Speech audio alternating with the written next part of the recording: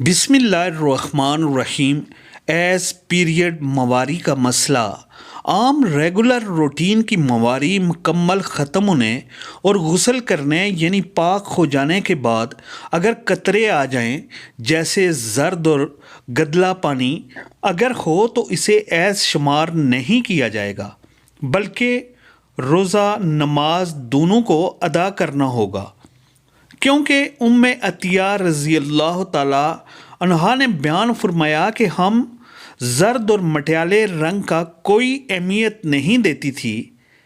لیکن خوب یاد رہے کہ یہ اس وقت ہے جب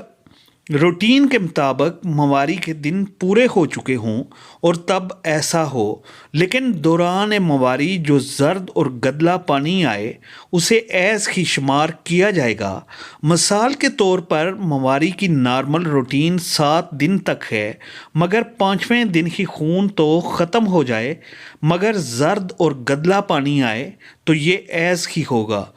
اس لیے نہ ہی نماز ادا کی جائے گی اور نہ ہی روزہ رکھا جائے گا